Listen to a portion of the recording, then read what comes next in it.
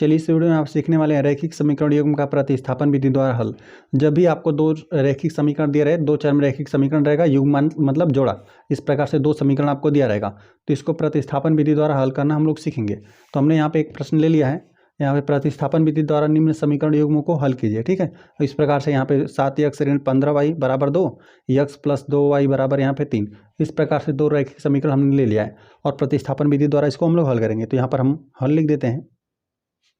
और देखिए प्रतिस्थापन विधि का मतलब ये होता है ना कि आपको इस प्रकार से जब भी दो समीकरण दिया रहे तो एक समीकरण से आप क्या करेंगे ना, एक चर का वैल्यू निकाल देंगे और दूसरे वाले समीकरण में प्रतिस्थापित कर देंगे। ठीक है, चलिए इन दोनों समीकरणों को हम नोट कर लेते हैं। ठीक है, यहाँ पर 7x ऋण 15y बराबर 2 है। ठीक है, इसको हम लोग समीकरण 1 मान लेते हैं और यहाँ पे x प्लस 2y बराबर 3, इसको आप समीकरण नंबर हमने 2 मान लिया। तो इस प्रकार से आपके पास जो दो रैखिक समीकरण है उनमें से क्या करना है, आपको एक चर का वैल्यू ज्ञात करना है। या तो आप इस समीकरण को हल कर लीजिए या तो इस समीकरण को। यदि इस समीकरण को हल करके आप x या y का वैल्यू निकाल रहे हैं तो दूसरे समीकरण में प्रतिस्थापित कर देंगे। यदि इस समीकरण को हल करके आप x या y का वैल्यू ज्ञात कर रहे हैं तो इस समीकरण में प्रतिस्थापित कर देंगे। ठीक है, एक में से एक रैखिक समीकरण में से आप x या y का वैल्यू ज्ञात करिए और दूसरे समीकरण में प्रतिस्थापित कर दीजिए। यही होता है प्रतिस्थापन विधि। ठीक है, चलिए तो हम लोग यहीं से हल करना आसानी है, मतलब यहाँ से आपको जिसमें इच्छा करे आप इसको भी लेकर हल कर सकते हैं, इसको भी। तो चलिए हम लोग इसी में से x का वैल्यू ज्ञात कर देते हैं। सिर्फ हम लोग क्या करना पड़ेगा, 2y को पक्षांतर कर देंगे तो हम लोग को x के पद में हो जाएगा। ठीक है, चलिए देखिए यहाँ पर हम पक्षांतर कर देते हैं इसको।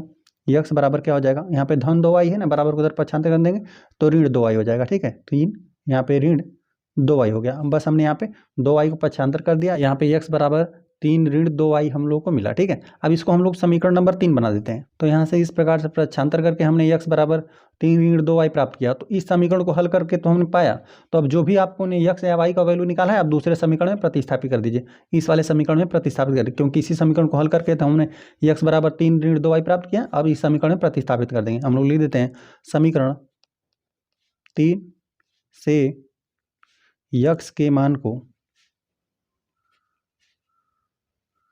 समीकरण 1 में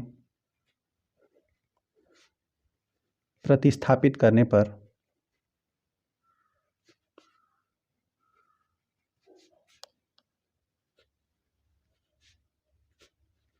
तो यहाँ पर हम लोग प्रतिस्थापित कर देते हैं।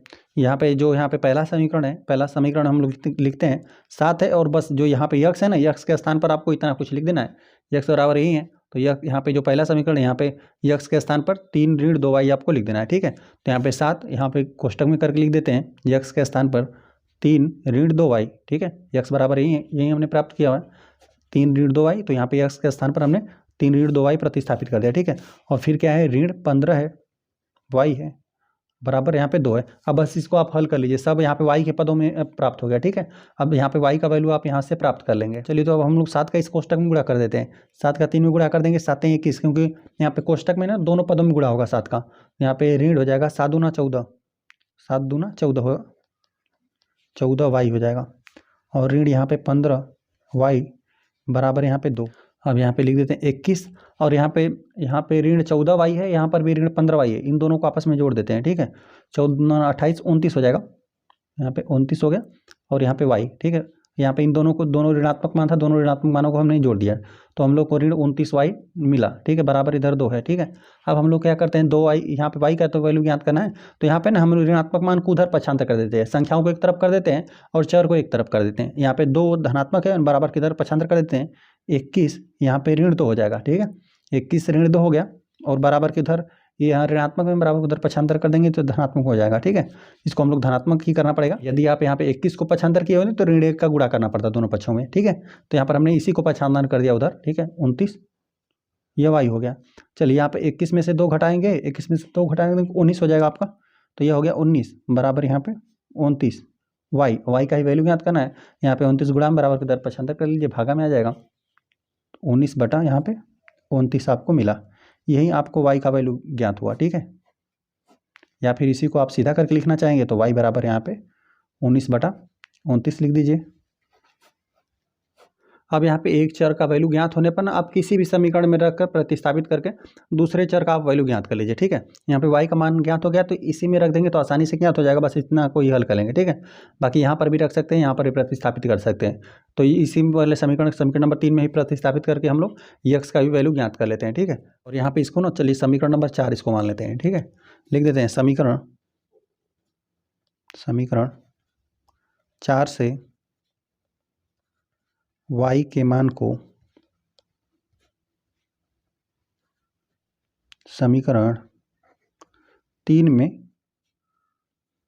प्रतिस्थापित करने पर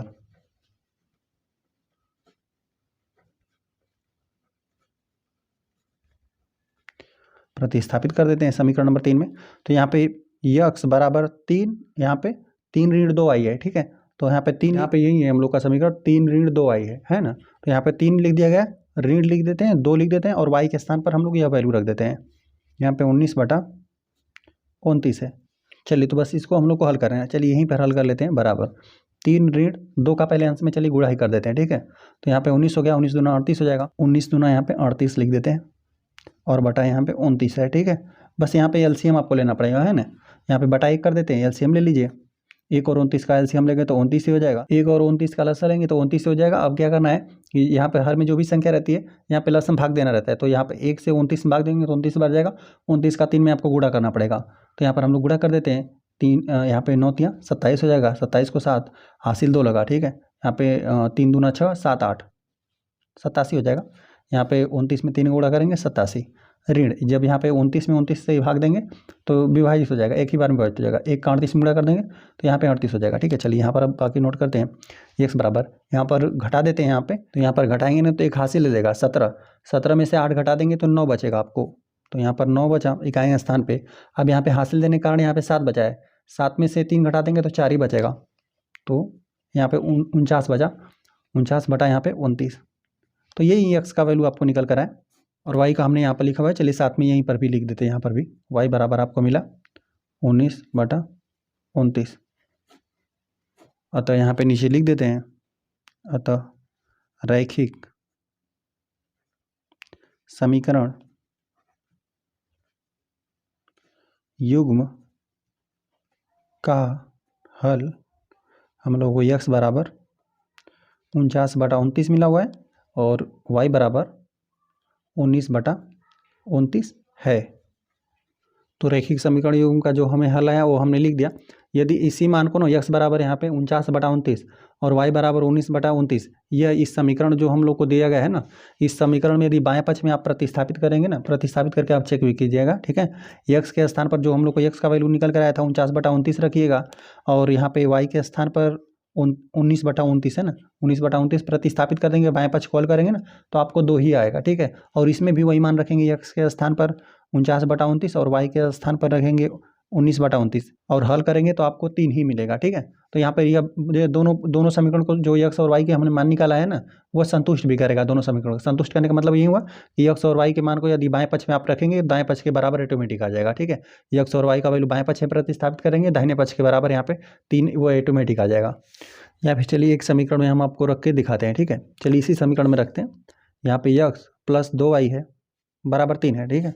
अब इसमें से बायां पक्ष आप ले लीजिए, बायां पक्ष, ठीक है। बायां पक्ष चलिए बराबर लिख देते हैं, यही आपको है x प्लस 2y है, ठीक है। अब x के स्थान पर यहाँ पे x का वैल्यू जो प्राप्त किया है, चलिए यहाँ पर हम लोग लिख देते हैं 49 बटा यहाँ पे 29 मिला हुआ है हम लोग को, 19 बटा आपको 29 मिला हुआ है, ठीक है, यही है। तो चलिए यहाँ पर x का वैल्यू रखिए तो 49 बटा यहाँ पे 29 हो जाएगा, धन 2 गुणते y का स्थान पर यह वैल्यू 19 बटा यहाँ पे 29। चलिए 49 बटा यहाँ पे 29 कर देते हैं और प्लस यहाँ पे 19 में 2 का गुणा कर देंगे तो 19 दूना 38 हो जाएगा, 38 बटा यहाँ पे 29, ठीक है। अब इन दोनों संख्याओं का हर समान है ना, तो यहाँ पे अंश वाली संख्याओं को यदि धनात्मक का चिन्ह रहेगा जोड़ देंगे, ऋणात्मक रहेगा तो घटा देंगे, ठीक है। इन दोनों संख्याओं को लसा लेंगे तो यही 29 हो जाएगा, 29 में 29 भाग देंगे, एक ही बार में विभाजित हो जाएगा। एक का यहाँ पे 49 में गुणा कर देंगे तो ये 89 हो जाएगा, धन 29 में 29 से भाग देंगे, एक ही बार में विभाजित हो जाएगा। एक का 38 में गुणा कर देंगे, 38 हो जाएगा। अब बस इसको आप जोड़ लीजिएगा, ठीक है। यहाँ पर जोड़ देंगे तो 8 दूना 16 1 17 हो जाएगा, 17 को 7 एक हासिल लगेगा, यहाँ पे 4 4 8 हो जाएगा, 87 हो जाएगा, 87 बटा यहाँ पे 29। तो यहाँ पे जो हर वाली संख्या है अंश वाली संख्या से देखिए 3 ही बार में विभाजित होगी, ठीक है। चलिए यहाँ पर 29 का हम 3 बार पढ़ा पढ़ के आपको बताते हैं, ठीक है। यदि आपने 29 में 3 से गुणा कर दें, है ना, यहाँ पे 9 3 27 हो जाएगा, 3 27, 27 को 7 हासिल 2 लगेगा, यहाँ पे 3 दूना 6 7 8, देख रहे हैं 87 आ रहा है ना। यहाँ पे 3 बार में 29 का पढ़ा कितना बार, 29 से कम 29, 29 ही आएगा, 87 आएगा, ठीक है। तो 3 बार में विभाजित हो गया, तो यहाँ पे 3 आपको मिला, ठीक है, जो कि आपका यही है दायां पक्ष है। बराबर लिखना रहेगा तो लिख देंगे बराबर दायां पक्ष है। इस तरह से आप चेक भी कर सकते हैं ना। एक का तो हमने कर दिया, दूसरे का आपको यदि इच्छा हो तो करके चेक भी कर सकते हैं। बस यहाँ पे हल करना था तो हमने हल कर दिया, ठीक है। एक को हमने आप यहाँ बाएं पक्ष में हमने x और y का मान प्रतिस्थापित करके और यहाँ पे जो दायां पक्ष था वो हमने प्राप्त किया। आप इसका भी कर सकते हैं। तो इसमें जब भी आपको दो रैखिक समीकरण दिया रहे ना, इसको आपको प्रतिस्थापन विधि द्वारा हल करना रहे, तो आपको क्या करना है ना, एक समीकरण को हल करना है जिस समीकरण में आपको आसानी हो, ठीक है। यहाँ पर हम लोग देख रहे थे आसानी से यहाँ पे x का मान निकल जाता है, ठीक है। यहाँ पे 2y को बराबर को उधर पछातन कर देते हैं और x के पदों में आ जाता है, ठीक है, यहाँ पर आ गया। लेकिन यही हम लोग यहाँ से यदि निकालना चाहें तो हम लोग क्या करना पड़ेगा, यहाँ पे ऋण 15y को भी यहाँ पे पक्षांतर करना पड़ता, फिर यहाँ पे 7 गुणा में तो फिर भागा में करना पड़ता, तो इस प्रकार से करना पड़ता। यदि y का भी मान निकल जा रहा है आसानी से तो उसका भी आप प्रतिस्थापित कर सकते हैं, ठीक है। यहाँ पर x का ही हमने प्रतिस्थापित करें क्योंकि x का मान आसानी से निकल गया, ठीक है। यहाँ पर y का भी आप चाहेंगे तो यहाँ पे पक्षांतन कर सकते हैं। यहाँ पे धन x से बराबर को उधर कर देंगे, ऋण x हो जाएगा, 3 ऋण x और यहाँ पे 2 गुणा में है तो भागा में हो जाएगा। तो इस प्रकार करके आप कर सकते हैं। तो आपको यही करना है कि एक समीकरण को लेना है, उसमें से x या y का मान ज्ञात कर लेना है, ठीक है। तो इसी समीकरण में से हमने x का मान ज्ञात किया और जो आपको x का एक चर में वैल्यू निकल गया ना, एक चर का वैल्यू आपको निकल गया, x या y के पदों में आप लिख दीजिएगा, ठीक है। यहाँ पर x है तो यहाँ पर सिर्फ y का पद होना चाहिए बराबर के इधर, ठीक है। यदि यहाँ पर y रहता ना तो बराबर के इधर सिर्फ x के पद होने चाहिए, ठीक है। तब यहाँ पर आप प्रतिस्थापित कर देंगे। एक समीकरण से तो हमने ज्ञात ही किया इस समीकरण को, और दूसरे वाले समीकरण में है ना, इस समीकरण का अब ऐसा नहीं करेंगे कि इसी समीकरण से ज्ञात करके इसी समीकरण में प्रतिस्थापित कर देंगे, ऐसा नहीं करेंगे, गलत हो जाएगा आपका प्रश्न, है ना। तो यहाँ पे इस समीकरण को हल करके हमने यह प्राप्त किया x का मान ना, तो यहाँ पे इस समीकरण को तो हल ही किया है तो दूसरे वाले समीकरण में आप प्रतिस्थापित कर दीजिए, ठीक है। और यहाँ पे आप एक चर का वैल्यू ज्ञात कर पाएंगे, ठीक है। यदि x का मान प्रतिस्थापित किए रहेंगे तो y का मान प्राप्त कर लेंगे, ठीक है। यहाँ पर हमने x का मान ही प्राप्त किया था यहाँ पे, तो यहाँ पे प्रतिस्थापित कर दिया पहले समीकरण में ना, तो हम लोग को y का मान ज्ञात हो गया। यदि y का मान यदि आप पहले ही ज्ञात कर लिए होते, y के पदों में पहले लिख दिए होते ना, तो y का मान यदि प्रतिस्थापित करते समीकरण नंबर 1 में तो आपको x का वैल्यू पहले निकल कर आता है ना। तो हमने x का मान यहाँ पे रखा तो y का मान हमें निकल कर आ गया।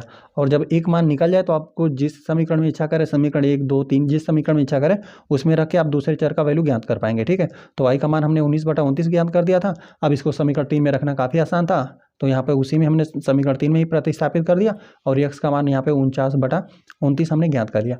अतः लिख दिया कि रैखिक समीकरण युग्म का हल x बराबर 49/29 कामा y बराबर 19/29 है। चलिए ठीक है, वीडियो पसंद आया तो वीडियो को लाइक कर दीजिए, यदि चैनल पर नए आए तो कृपया चैनल को सब्सक्राइब कर दीजिए।